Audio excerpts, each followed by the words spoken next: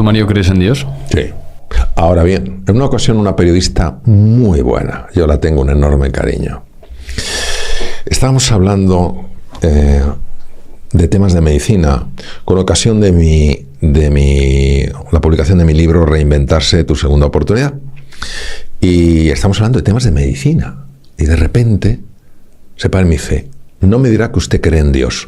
Me pilló absolutamente por sorpresa, porque es que no sé, es como si de repente me dijerais una cosa que no tiene nada que ver con el hilo. Y dije: sí, pero no puedo decir más. Y entonces dijo: bueno, ya hablaremos en otra ocasión. Entonces, cuando terminó el programa, los oyentes mandaban mensajes. Y dijo: uy, esto ha gustado mucho, doctor, pero no todo ha gustado. Y había el comentario de una persona que decía: ¿cómo se le permite acceder a un micrófono a un científico que dice que cree en Dios? Entonces, como ahora, si me dais tiempo para decir en qué Dios creo, voy a decir en el Dios que creo. Yo creo en un Dios que es amor infinito y sabiduría infinita. Es el único Dios en el que creo. Por tanto, es puro amor.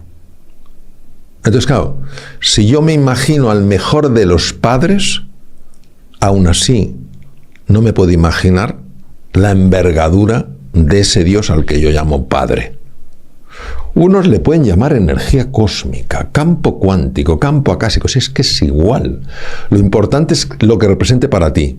¿Y qué es lo que ocurre? Que para mí, y quiero vivir en esa onda, muchas veces no lo consigo, las cosas como son, pero bueno, me moriré intentándolo. Es decir, por lo menos me moriré luchando.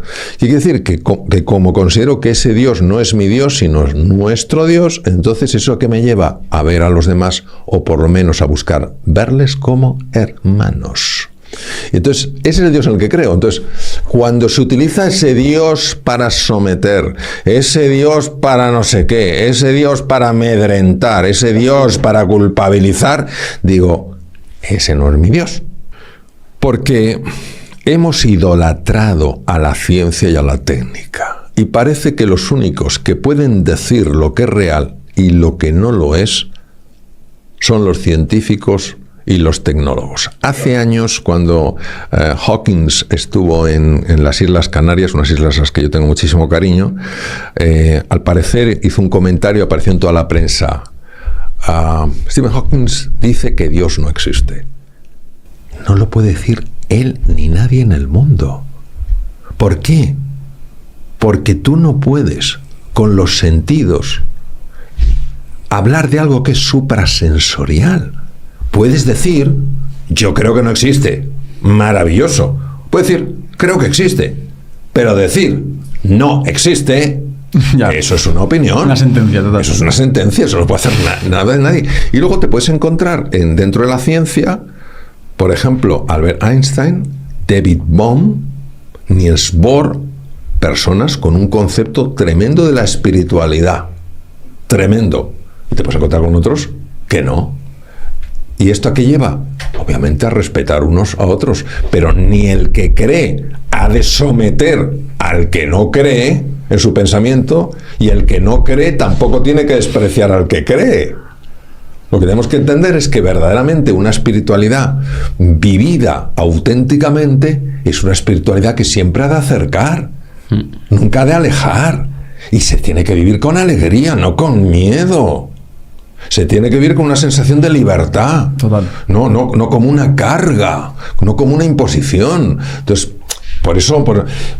Lo que pasa es que, claro, es muy tentador para el ego humano, lo que se llama el ego espiritual, que es el más peligroso, decir: no, es que lo que digo yo, en fin, es incuestionable porque lo dice Dios. ¿Sabes lo que te quiero decir? Entonces, ese es el punto. Entonces, si la intención es buena, pues no se hace daño, pero si la intención es someter, se hace mucho daño. Entonces yo creo que el Dios que yo amo es un Dios que nos ama a todos, no por cómo somos. No hay que ganarse su amor, porque su amor es incondicional. Él nos ama por quienes somos, no por cómo somos. O sea, es como si nuestros padres nos quisieran solos y somos de una manera, y si no, yo no te quiero.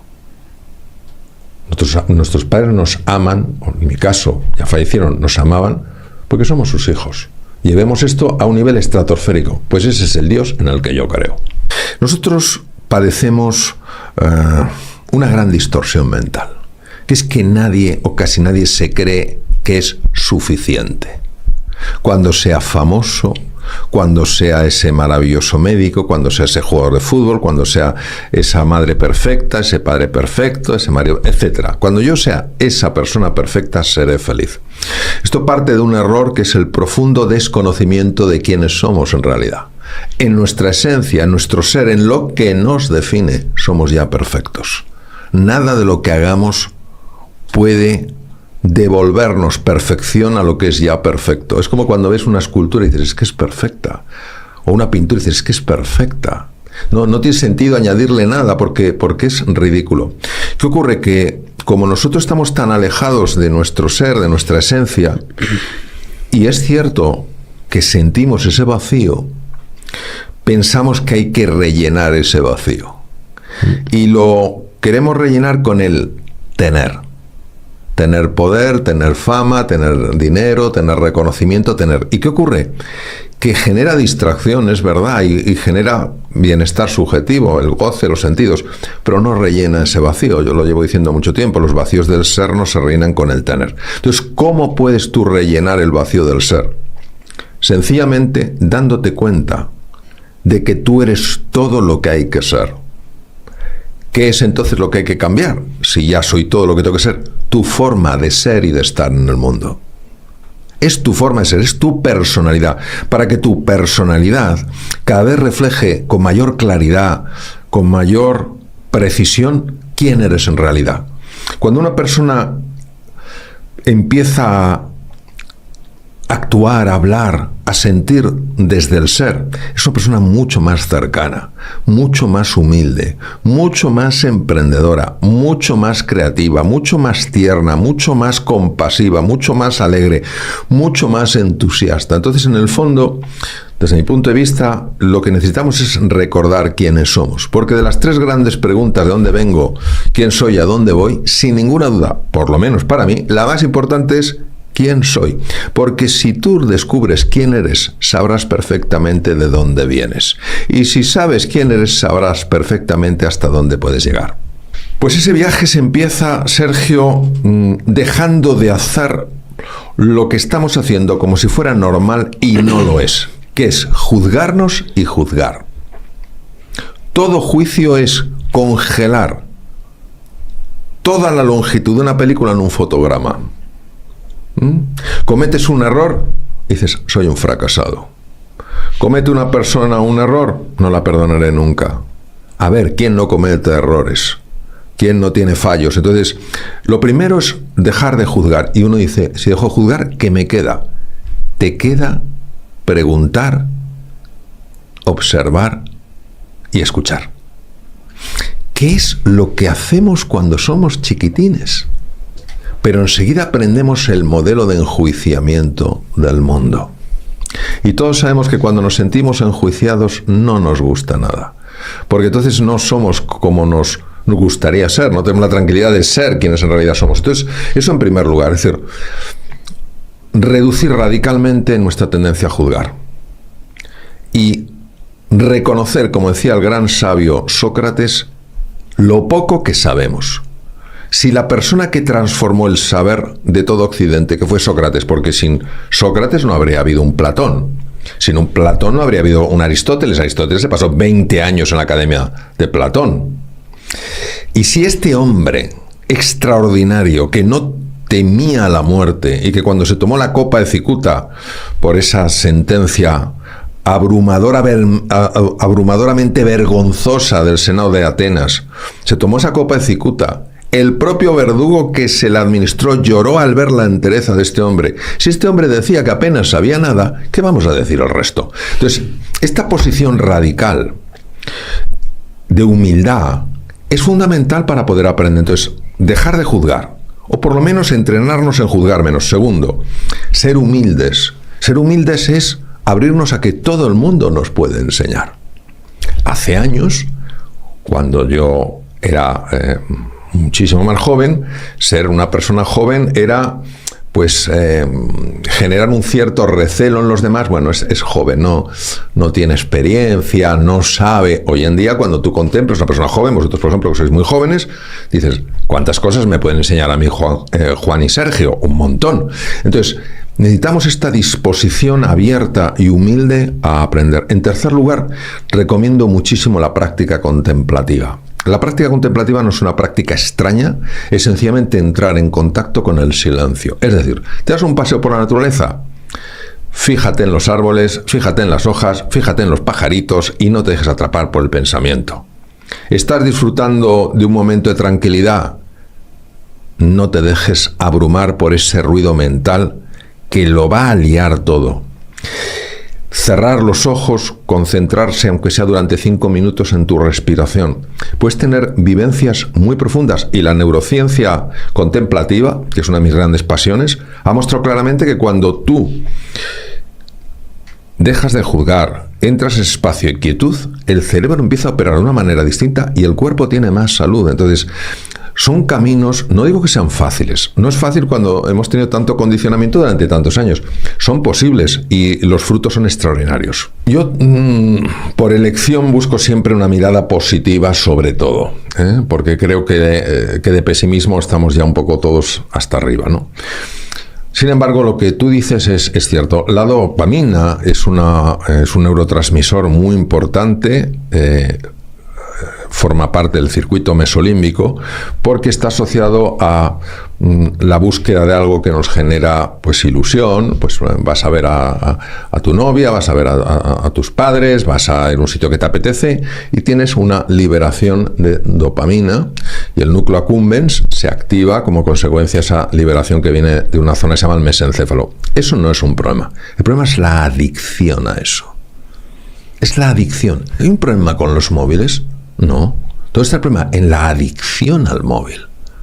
¿Hay un problema con los videojuegos dentro de lo que son los razonables, no los violentos? No, el problema es en la adicción. Entonces, lo primero que tenemos que tener en cuenta es que está existiendo una adicción tremenda a un montón de cosas que nos generan distracción y no nos dejan enfocar nuestra atención en las cosas que queremos. Vosotros habéis creado algo extraordinario. Estamos de acuerdo, ¿no? Estoy seguro que habéis estado muy enfocados en lo que queréis conseguir. No os habéis dejado distraer. Un atleta tiene que estar enfocado en lo que quiere. Un cirujano, sabéis que ejercí la cirugía 26 años, un cirujano tiene que estar enfocado. Por tanto, no puede estar distraído. No creo que a alguien le haga la gracia que le digan, le va a operar un cirujano muy empático, solo tiene un defecto, solo uno, es un poquito distraído. Oiga, yo quiero otro o me opero a mí mismo. ¿Sabes lo que te quiero decir? Entonces, ¿qué ocurre? Que hoy efectivamente se está produciendo esa tremenda distracción. Y nosotros pensamos que la distracción tampoco es tan importante. Eso es un gravísimo error. Una de las áreas más importantes en el cerebro se llama área dorsolateral. Está en la parte lateral de las regiones prefrontales, la parte anterior del cerebro. ¿Y por qué es tan importante? Porque esta región está en contacto con la inteligencia, con la memoria, con la creatividad. Si no funcionan bien, no va a funcionar bien la creatividad, no va a funcionar bien las relaciones personales, no va a funcionar bien la toma de decisiones. Y el hecho de que hoy en día cueste tanto mantener la atención es una gran llamada de atención para que nos tomemos esto en serio. Pero claro, es un poco difícil esperar que dejen de llegar estímulos. Por tanto, uno tiene que ejercer su voluntad y decir, ¿qué es aquello donde yo tengo que poner mi atención? ¿Dónde tengo que poner mi foco? Y de aquí no me saca nadie. Y tenemos que entrenarnos en el arte de decir no a algunas cosas para poder decir sí a otras. No podemos decirle a todos sí. Entonces, yo os diría que desde el punto de vista de lo que me estáis preguntando, tenemos que tomarnos esto muy en serio porque el rumbo que estamos siguiendo es muy negativo en lo que se refiere al tema de la atención. Vamos a ver, nosotros tenemos la fortuna de que algunos de los máximos expertos en el mundo en evolución de la especie humana son españoles. Es el equipo de Atapuerca, Juan Luis Arzuaga, Nacho López Mendizábal, etcétera, etcétera. Y entonces, claramente lo que se ve es que la evolución de la especie, tengamos en cuenta que nosotros aparecemos hace 2,5 millones de años y medíamos pues alrededor de medio metro, el Homo habilis, y de hecho vivíamos en los árboles, o sea, nosotros nos alimentábamos de frutas, de hojas. Hay una sequía tremenda en África y tenemos que evolucionar. De ahí evolucionamos al Homo erectus hace 1 millón de años, que emprende un viaje de aventura increíble y coloniza regiones del Océano Índico, del Océano Pacífico, etc., hasta nosotros. Entonces, mucha gente ha atribuido que la única razón por la que hemos llegado donde hemos llegado es por el cerebro que tenemos. Y esto es, sí, hay que hacer una matización. Gran parte del cerebro que tenemos es un cerebro social. Si no tuviéramos esas áreas en el cerebro, no podríamos vivir en sociedades tan grandes como las que hay. Ni siquiera los chimpancés, los bonobos, que son los más especializados o los más inteligentes entre los chimpancés, tienen el nivel de hipersocialización que tenemos nosotros. Es decir, nuestro cerebro es un cerebro creado para el encuentro. ¿Qué quiere decir? Que nos necesitamos, pero vamos, desesperadamente. Claro, todos tenemos la experiencia, no hay que ser un lince para ello, para darnos cuenta de que cuando tú estás con las personas, físicamente con las personas, no es lo mismo que cuando estás digitalmente. Esta bonita conversación no ocurriría igual, con la misma energía, con la misma magia, si estuviéramos cada uno en una pantalla. Es verdad que en temas puramente técnicos puede ser muy útil. En temas puramente descriptivos, los huesos de la pelvis son ilion, isquion y pubis. El encéfalo tiene cerebro, cerebelo, tronco cerebral, mesencéfalo, puente baróleo, bulbo raquídeo. Eso es perfecto. Pero todo lo que implique un trabajo en equipo, una conexión humana, una experiencia profunda, necesita de la cercanía, necesita el encuentro. Por tanto, si nosotros quitamos eso, ¿qué sucede? Primero, al ser nuestro cerebro un cerebro hipersocial, dejamos de sentir lo que es la fuerza del grupo, la fuerza de la conexión, con lo cual es más fácil que tengamos miedo. Número 2, se ha demostrado que la conexión, los vínculos afectivos entre las personas, activan lo que se llama el nervio vago anterior. El nervio vago anterior es un nervio de una importancia extraordinaria. Forma parte del 10º par craneal del nervio vago y tiene muchísimo que ver con procesos y regulaciones fisiológicas. Se sabe que mejora el funcionamiento del sistema inmune. Se ha visto clarísimamente, alarga los telómeros, que son estructuras que evitan que el ADN se desconfigure en el cromosoma, con lo cual la célula se puede seguir dividiendo. Es decir, el ser humano es un ser de encuentro. Y repito, tecnologías que nos permiten conectar a distancia, maravilloso.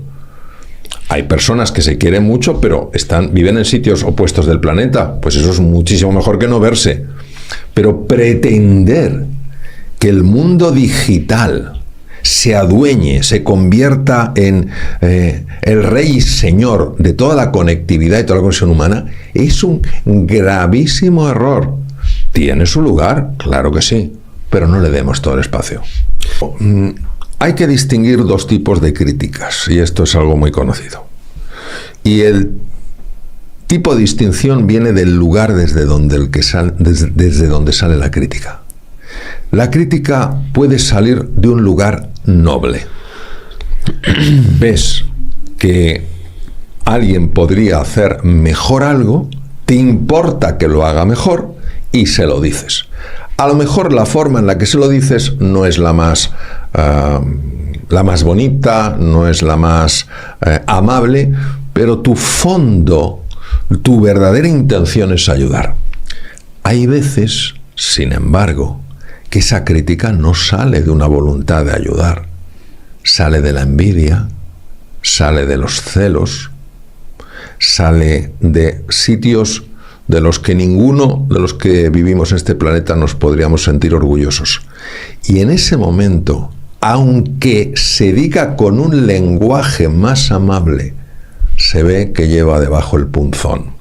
Entonces, ¿qué quiere decir? Pues que frente a lo primero, la crítica, que incluso aunque no tenga una forma muy, muy elaborada, parte de un sitio noble, tenemos todos la obligación, así lo entiendo yo, de tener humildad y decir, ¿qué no estoy viendo que esta persona me está invitando a ver? Aunque la forma en la que lo haya hecho no sea la mejor, pero su intención sí lo es. Y ante lo otro, ante la otra crítica, no podemos dejar que nos entre. Tampoco nos tiene que convertir en personas agresivas, que contraataquemos, sino sencillamente digamos, es su forma de pensar, no la voy a hacer mía. No es fácil, claro que no, porque estas cosas llegan, pero como soy una persona que creo mucho en el poder del entrenamiento, es así. Y si ves que verdaderamente esa crítica es una crítica que se repite, hablo, y lleva ese punzón, porque se nota, no parte de un lugar claro, pues sencillamente dejas de ver eso para que no te afecte. Vamos a ver, cuando uno habla del pensamiento de los estoicos, y Marco Aurelio es uno de los grandes estoicos, obviamente ha de acercarse con un enorme respeto porque marcaron un antes y un después en nuestra comprensión, Marco Aurelio, Epicteto, Séneca, etc., ¿no? Pero lo que no cabe duda es que los seres humanos tenemos todos, hasta el propio Marco Aurelio, nuestro corazoncito. Y las cosas nos afectan. Incluso la persona que dice, a mí no me importa las críticas de los demás, no es verdad. ¿Y cómo lo sabes? Porque en cuanto alguien le critica, saltan. Entonces, lo tenemos muy metido en el cuerpo. Entonces, a mí, yo afortunadamente, y esto tengo que expresar una extraordinaria gratitud, las personas cuando conectan conmigo y hacen comentarios, en general son comentarios llenos de cariño, llenos de afecto, llenos de ganas de ayudar, y personas que yo percibo un ataque directo son realmente muy, muy pocas. En cualquier caso, yo creo que cuando uno se da cuenta del poder que tiene la interpretación en la percepción de la realidad, es decir, que nuestro cerebro con los datos que llegan de fuera hace un cóctel, lo junta con experiencias, con creencias, etc., y al final lo que uno ve tiene mucho que ver con lo que uno es. Entonces lo que uno necesita es, desde mi punto de vista, es trabajar esto e interpretar las cosas que no te gustan como una lección que has de aprender. Es decir, ¿no te gusta algo? ¿Qué es lo que puedo aprender de aquí? Pues a lo mejor responder con respeto a quien me ha atacado. A lo mejor entender que esa persona está pasando por un momento de sufrimiento y que lo único que en este momento es capaz de hacer es herir. Por eso a mí no me gusta hablar de malas personas y buenas personas. A mí me gusta hablar de personas que están bien y personas que están mal. Porque si yo creo que hay una persona que es una mala persona, yo voy a ir a castigarla. ¿Por qué? Porque es mala. Pero si yo creo que es una persona que está mal, yo voy a buscar corregirla para que esté bien. Y de hecho sabemos de personas que ante ataques tremendos, totalmente injustificados, fueron totalmente transformadas en su percepción por la respuesta que recibieron. Como decía maravillosamente el gran psiquiatra austriaco tan conocido, ya afortunadamente padre de la logoterapia, la tercera escuela vienesa de psicoterapia, Viktor Frankl, es la única libertad que no te van a poder quitar, decidir cómo vas a responder frente a lo que te pasa. Ahora bien, dicho esto, tenemos que integrarlo en el cuerpo, porque es muy fácil, o es más fácil decirlo teóricamente, y otra cosa es vivirlo. Una cosa es saber algo y otra es saber hacerlo. Entonces, esa base de darte cuenta de la importancia que tiene esto, de lo que está en juego, tengamos en cuenta que hay personas que por un momento de enfado han muerto, han tenido un infarto y han muerto. Pero sí, claro, o han tenido un ictus, una hemorragia cerebral, o como una persona que yo conozco en un momento de enfado extremo, tuvo un desprendimiento de retina. Cuando me lo comentó ya llevaba 17 operaciones. Es decir, no pensemos que estas cosas el cuerpo no las nota. Entonces, tenemos que ser capaces de procesarlo de otra manera, de tal forma que nuestra respuesta, lejos de aumentar el problema, pues tú más, contribuya a la solución. Como obedecemos a tantos programas automáticos que nos dominan desde el inconsciente, tenemos la sensación de que no podemos elegir. O sea, ahí la prueba del martillo que todos conocemos, le das al tendón rotuliano y hace la pierna así, ¿no? Es un acto reflejo, ¿no? Tenemos la sensación un poco de que nuestra vida es un acto reflejo, de que esto de la libertad es más que cuestionable. La libertad es una conquista diaria. Es una conquista diaria. Consiste en dejar de reaccionar y empezar a responder. Y cuando tú te entrenas en esto, pues vas acercándote a lo que decía Jean-Paul Sartre: libertad es lo que tú haces con lo que a ti te hacen. Y claro, las personas que sanan este mundo, las personas que transforman este mundo, las personas que generan belleza en este mundo, no son personas que reaccionan, son personas que responden. Y no fue así desde que estaban en este planeta, sino que aprendieron a hacerlo. La compasión, que quiere decir lanzar el corazón, va precedida de la sabiduría. Entonces, cuando tú te das cuenta del sufrimiento de las personas, te das cuenta de que tú tienes dos opciones: o aumentar su sufrimiento o reducírselo. Y eso va a depender mucho de tu forma de responder. Voy a poner un ejemplo. Yo tuve un maestro hace muchos años, se llama Marshall Rosenberg. A Marshall le invitaron a dar una conferencia en Palestina, hablo hace muchos años. Era una carpa. Él volaba a Estados Unidos, un psicoterapeuta extraordinario norteamericano. Le presentan el profesor Marshall Rosenberg de los Estados Unidos y tal cual. Y cuando va a empezar a hablar, una persona del público le grita: ¡asesino! Vamos a ver, ¿cómo se te pone el cuerpo cuando has viajado de Estados Unidos a Palestina? Vas a empezar una conferencia y la primera el primer delicatessen que te cae es asesino. Lo lógico es reaccionar, porque es totalmente injusto. No me conoce, no me ha dado ninguna oportunidad, me llama asesino. Pero Marshall era un hombre que tenía un nivel de conciencia muy elevado. Él lo conocía bien y se notaba por cómo era. Y él se acercó no con una mirada hostil, sino con una mirada apreciativa. ¿Por qué? Porque él sabía que había ahí un dolor que se había expresado como ataque. Y entonces se acercó y le dijo: me gustaría, caballero, hablando en inglés, claro, me gustaría, caballero, que me dijera usted por qué me ha llamado asesino. Claro, en la propia pregunta, en el propio lenguaje no verbal y en el verbal, se notaba que esta persona quería conocer, había sustituido el juzgar. Yo asesino, bueno, usted impresentable. Había sustituido el juzgar por el conocer, preguntar, escuchar. ¿Qué le ha hecho usted llamarme asesino? Aquel hombre, el que le había llamado asesino, como le rompieron el patrón. Dijo: porque usted es norteamericano. Y los norteamericanos venden armas a nuestros enemigos, los israelitas. Siguió la conversación. Todo empezó a transformarse. Cuando acabó la conferencia, este señor, que le había llamado asesino, alzó la mano para que le pasaran el micrófono. Tomó el micrófono y dijo: me gustaría invitar a mi nuevo amigo, el profesor Marshall Rosenberg, a cenar esta noche con mi mujer y mis 2 hijas.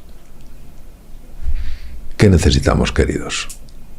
Personas que aumenten el odio, personas que aumenten el conflicto, personas que aumenten la separación, o personas que favorezcan el encuentro, que generen puentes de unión.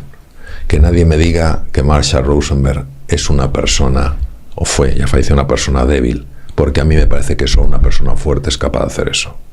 Entonces, ¿qué quiero decir? Que cuando tú empiezas a generar más paz interior, más serenidad, más ilusión y más entusiasmo, tú vas teniendo un impacto, seas consciente o no, en las cosas, en las personas, en las relaciones. Y entonces eso empieza a cambiar. Como ha sucedido por vía inconsciente, uno no se siente causante de eso.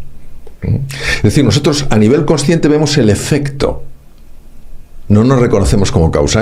Hay una historia muy bonita, un pequeño cuentecillo, de había una señora de edad muy avanzada en la puerta de una ciudad, una época muy lejana. Y entonces llega un viajante, Señor que llega de otra ciudad y le dice: anciana, ¿cómo es esta ciudad? Y ella dice: ¿cómo es la ciudad de la que vienes? ¡Buah! Horrible, una gente malvada, no te puedes fiar de nadie, un horror. Pues amigo, no tengo una buena noticia para ti. La gente en esa ciudad es igual. Gracias por advertirme. Y se fue. Al cabo de un tiempo llega otro señor. Buena mujer, ¿cómo es la gente de esta ciudad? Joven, ¿cómo es la gente de tu ciudad, de la que vienes? Wow, es una gente estupenda. Es una gente alegre que te ayuda en cuanto puede. Hombre, como todos hay gente más difícil, pero en general extraordinaria. Dice: pues esta otra va a ser también una gran ciudad para ti. ¿Por qué? Porque uno llevaba la ira, y quien lleva ira recoge tempestades. Y otro llevaba la cercanía. Y sí puede haber una persona un poco más complicada, pero en general lo que recibes es lo que das. En una ocasión escuché a una persona decir que eliminar las creencias inconscientes era algo fácil. Y yo pensé: no tiene ni idea de lo que habla. Total. Porque ¿cómo vas a eliminar una creencia que ni siquiera sabes que existe? Es como cuando me dicen: ¿es verdad, Mario, que utilizamos el 1% de nuestra capacidad mental? Digo: si no sabes cuál es el 100%, ¿cómo vas a saber lo que es el 1%? Claro. Es que no tiene sentido. O sea, son cosas... En fin, entonces... En mi experiencia, la conexión con el inconsciente es la conexión a nivel físico entre el hemisferio izquierdo y el hemisferio derecho, que están muy enfrentados por el tema cultural. Entonces, el hemisferio izquierdo se ha convertido en el dominante, quiere dominarlo todo. Vosotros trabajáis muy bien juntos porque cada uno aporta pues su talento, su experiencia en un campo o en otro, y por eso es como el oxígeno y el hidrógeno, o sea, algo maravilloso que es el agua. Si uno de vosotros quisiera convertirse en un tirano, al final estas conversaciones carecerían de interés, porque en realidad habría una pugna, porque siempre hace las preguntas el mismo, porque tus preguntas son peores que las mías. Entonces, esto ha pasado con los dos hemisferios cerebrales y se produce la lateralización hemisférica. Entonces, el hemisferio izquierdo, que es el que controla, es el que domina, es el que quiere todo absolutamente seguro y cierto, tiene totalmente bloqueadas funciones del hemisferio derecho, que son muy superiores, pero no les deja mostrarlas. Entonces, ¿cómo se puede resolver esto? Yo escribí un libro que se llama Resetea tu mente, donde hablo ampliamente de los descubrimientos que llevaron a la comprensión de que tenemos dos mentes. Entonces, ¿qué es lo que podemos hacer? Lo que podemos hacer primero es habituarnos a explorar dentro de lo sensato cosas que no son conocidas, porque en lo que no conoces está tu gran oportunidad. Entonces, aventurarte a salir un poco de tu mundo familiar. ¿Por qué? Porque el hemisferio izquierdo no quiere salir del mundo familiar, pero donde descubres cosas es en el mundo no familiar, en el mundo de la incertidumbre. Claro, yo tengo vértigo, sí, tiene vértigo tu hemisferio izquierdo, porque tu hemisferio derecho está precisamente para lidiar con la incertidumbre. Entonces, lo primero es eso, es ir habituándote a explorar campos que puedan tener un interés, y aunque no sean campos que vayan a revolucionar tu vida, sí te están abriendo a conocer cosas nuevas. Otro tema que ayuda muchísimo es todo lo que tiene que ver con el cultivo de cualquier forma artística, desde el escribir hasta el pintar, hasta la escultura, hasta la danza, hasta toda la cocina, o sea, donde tú realmente des pie a ese acercamiento a la belleza, a la dimensión de la imaginación, la creatividad, etc. En lo que vosotros hacéis también hay un arte. No solo es ciencia o técnica, hay un arte. En la conversación hay un arte. Eso es un segundo tema muy importante. Tercer tema muy importante. Entrar en contacto con la naturaleza. La naturaleza tiene un impacto muy claro en el funcionamiento del cerebro. Por eso una vez que una persona se ha dado un paseo por un parque, por una playa, etcétera, siente como algo diferente, ¿no? Todo lo que es las prácticas contemplativas, el silencio, la meditación, todo eso ayuda muchísimo. Vamos a ver, lo interesante es que no estamos yendo en contra de quiénes somos, estamos yendo a favor de quiénes somos. Si los dos hemisferios están deseando volver a trabajar juntos, es como si, imaginaros que os hubierais separado. A ti, imagínate, Juan, no te dejan hablar porque tú te has convertido en el dominante, pero resulta que no consigues enganchar con ciertas personas que han sido invitadas. Y de repente vuelves a reencontrarte con tu amigo, ganáis los dos, gana el programa, gana todo el mundo. Eso es lo que nos ha pasado. Yo he tenido experiencias con grupos de ingenieros donde les he puesto un test de creatividad utilizando determinadas piezas. Recuerdo uno que se me quedó absolutamente bloqueado. Era con una serie de piezas hacer algo. Como diciendo, yo no puedo, yo soy ingeniero. Dije, seguro que puedes hacer algo. Entonces hace así, hace una torrecita. Como diciendo, no puedo hacer nada más. Y digo, seguro que puedes hacer algo más. Se me queda mirando y dice. Y entonces hace un puente. Y digo, seguro que puedes hacer algo más. Y yo recuerdo que los participantes me estaban mirando me diciendo, pero si se ha buscado lo único que no es creativo aquí. Pero yo sé que todo ser humano es creativo. Y como sé que todo ser humano es creativo, yo voy a persistir. Y llegó un momento, estoy hablando de un señor próximamente cerca de los 40 y tantos, 50 años, un ingeniero sólido. De repente las manos, como si se movieran solas, aparta las copas, las manos solas, hace un futbolista, había una pelota ahí, ¿qué hace una pelota allí? No sé si era un caramelo o qué era, y lo pone delante, y se me queda así. Y digo, ¿te gusta el fútbol? Dice, ni te imaginas. Nos fuimos a cenar, porque no se cenaba bien en el parador donde estábamos, y baja este señor, y me dice, Mario, no te puedo describir lo que he experimentado. En ese momento se habían conectado los dos hemisferios del cerebro y el que creía que solo tenía capacidad para hacer una torrecita que te la hace un niño de 2 años, fue capaz de hacer, pero es que eso hay que vivirlo. Un jugador de fútbol, pero que salía brillante, y encima había una bola allí. Ahí estaba su hemisferio derecho, pum, pum, pum. ¿Qué es lo que hubo que hacer? No tirar la toalla. El hemisferio izquierdo enseguida quiere la salida. Para que entre el hemisferio derecho hay que dejar un tiempo y entonces se encuentra la solución. Yo me encuentro a veces en situaciones clínicas muy complicadas con diagnósticos tremendamente difíciles. Y me he quedado en silencio viendo la placa del escáner, el TAC. No tengo ni idea de lo que es. No tengo ni idea de lo que es. Hemisferio izquierdo, no tengo ni idea de lo que es. Vete. No me voy. No me voy. Me quedo aquí. Que te vayas, que esto nadie sabe lo que es. Que no me voy.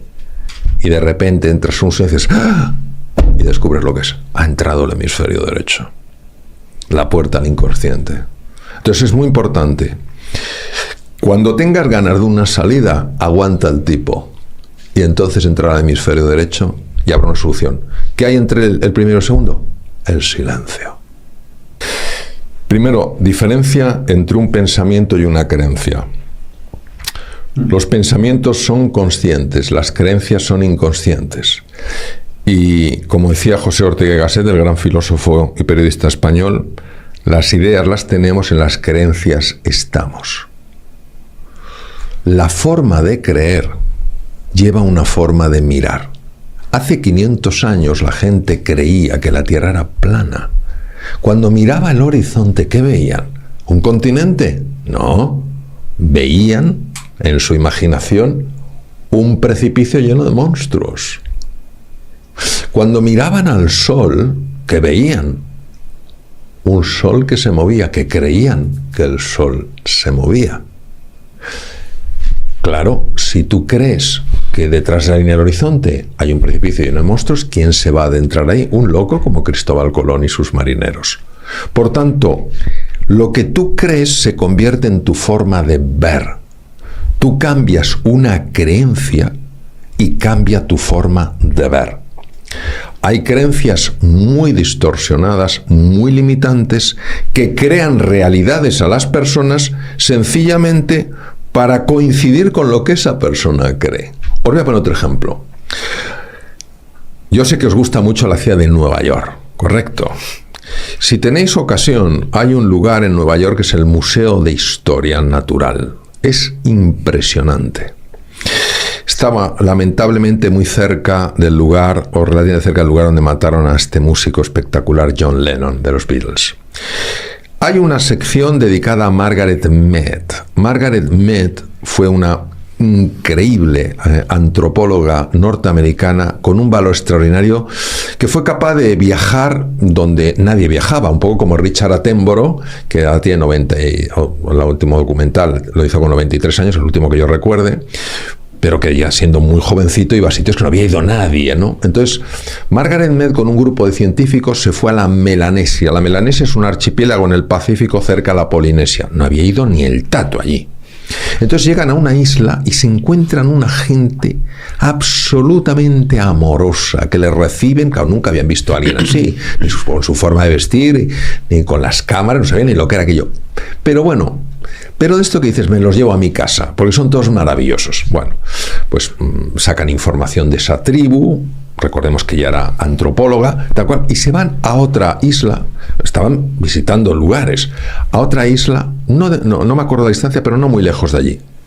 Oye, pasan realmente miedo, gente ultra agresiva, recelosa y tal, y se ponen a investigar cuál es el origen de conductas tan distintas. Y lo descubren, era una creencia. En la primera isla, en la primera cultura, desde pequeñitos les decían que las personas eran buenas, que siempre había alguien un poco más así, pero que las personas eran buenas, que si las tratabas bien, que si las ayudabas, ellas te iban a devolver lo mismo, y que el encuentro era la clave de la supervivencia y de la felicidad. En la otra, justo lo contrario. No te fíes de nadie, la gente es mala. Habían creado dos mundos diferentes. ¿Por qué? Porque creían dos cosas completamente distintas. Entonces, por supuesto que sí. Y luego, además, eso entrando en el campo más visible, pero si entramos en el campo metafísico, cada vez hay más, como diría, como más inclinación o más apertura a pensar que algo sucede cuando uno cree determinadas cosas para favorecer que eso se manifieste en su vida. El autoconcepto es cómo te ves. Y la autoestima es cuánto te valoras. Quien tiene un buen autoconcepto normalmente tiene una buena autoestima. Quien tiene un pobre autoconcepto tiene una pobre autoestima. Claro, nosotros cuando somos chiquitines realmente no sabemos quiénes somos. Entonces la pregunta es, ¿quién soy? Vas conociendo quién es el mundo, las cosas que queman, esto no puedo, las cosas frías, esto tampoco. Pero claro, entonces los demás nos convertimos en espejos de ellos. Y al convertirnos en espejos de ellos, los demás al convertirse en espejos nuestros, vamos creyendo que somos en base a cómo ellos nos ven. Por eso decía uno de los más grandes filósofos norteamericanos, Emerson, decía, la mayor desgracia de un ser humano no es morirse, es no encontrarse en su vida a nadie que le ayude a lograr lo que es capaz de lograr. Es decir, que se encuentre con esa mirada afectuosa, apreciativa, que te haga sentirte capaz y valioso. Entonces, por supuesto que el entorno cultural hace mucho. También hace mucho la forma de interpretar las cosas. Hay personas que tienen una tendencia mayor a interpretarlo desde un ángulo negativo y otros desde un ángulo más positivo, ¿no? Entonces, eso también afecta. Y tiene una importancia extraordinaria porque tanto la autoestima como el autoconcepto van a informar todas las decisiones. ¿Me merezco esto o no? Haces una consulta. ¿Puedo con esto? No. Haces una consulta. Tú no eres consciente que estás haciendo la consulta porque es un proceso inconsciente, pero tú te vas a sentir con confianza o no dependiendo de la respuesta que encuentres.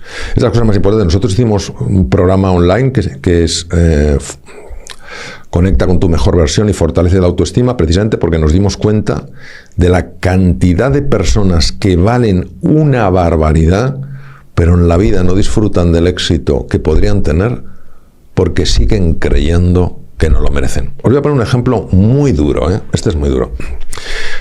Hay personas que han nacido en entornos familiares muy complicados, muy violentos. Estos niños, estas niñas pueden llegar a creer que el maltrato que reciben es porque se lo merecen y no porque sus padres están mal.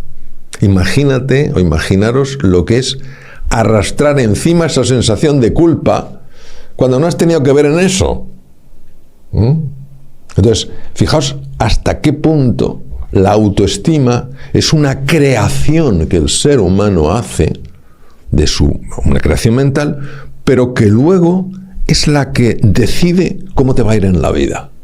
Por eso cuando me dicen ¿cómo mejorar la autoestima? Pues yo suelo decir una cosa que es muy sencilla. Cuando cometas un error, claro que tienes que decir que has cometido un error, o sea, no es anchas Castilla, que todo vale, pero nunca te ataques personalmente. Yo tengo una frase que es, ¿cometes una torpeza? Mario, has cometido una torpeza, pero eres mucho más grande de lo que crees. Porque si yo digo, Mario, eres torpe, estoy dañando la autoestima. Si digo, has cometido un error, pero eres mucho más grande de lo que crees, y decir que que todas las personas, por inteligentes que sean, por capaces que sean, por voluntariosas que sean, pueden cometer errores. El problema es cuando lo llevamos al verbo ser. Has cometido un error, eres un fracasado. No, eres mucho más grande de lo que crees. Y en cuanto empieza a mejorar la autoestima, cambia la vida. Las mejores decisiones se van a tomar siempre desde el ser, la S con mayúsculas de tu esencia. Las peores decisiones se van a tomar desde el ego. Entonces, el ego te promete todo al comienzo y luego te lo quita todo. Es decir, es el cortoplacismo absoluto. El ser es muy exigente, pero luego es lo que realmente te libera. Entonces, ¿cómo podemos en nuestras decisiones favorecer que sea el ser quien las tome y no el ego? De una manera sorprendentemente sencilla y a la vez tremendamente desafiante. Cuando tomes una decisión, ten siempre en cuenta a los demás. Ten siempre en cuenta a los demás. Es decir, si hago esto, ¿qué impacto va a tener en los demás? Porque si solo piensas en el impacto que va a tener en ti, probablemente esa decisión no va a ser la adecuada. El ser crece en el encuentro, el ego siempre en el aislamiento. Qué bueno. ¿Sabes? Hay uno de los grandes filósofos alemanes, Martin Buber, lo explicaba muy bien con una imagen, ¿no? Él decía un poco que, imaginaos, el ego es el centro de una circunferencia. Si yo soy el centro, como el rey Sol, Luis XIV, ¿no? Yo soy el Estado. Entonces, si el ego es el centro de la circunferencia, nadie más cabe ahí. Pero fijaos qué bonito como lo explicaba él. Él hablaba de una elipse. Una elipse tiene dos centros. Tú y yo. Fíjate, no he tenido que desaparecer yo para que entres tú. No tengo que inmolarme para que tú entres. Hay un espacio para los dos. ¿Y dónde? ¿Y qué sucede ahí? El nosotros. Entonces, cuando tú piensas en el nosotros, las decisiones, pero no porque las tomes con especial inteligencia, es que en mi experiencia, quizás suene un poco sorprendente, pero esta es una conversación muy, muy sorprendente, muy, por lo menos para mí, muy atractiva. Cuando tú piensas en los demás, el universo piensa en ti. Qué bueno. Cuando tú no piensas en los demás, el universo se aleja de ti. Es impresionante hasta qué punto empiezan a suceder cosas, empiezan a aparecer recursos y oportunidades que han aparecido porque pensaste también en la otra persona.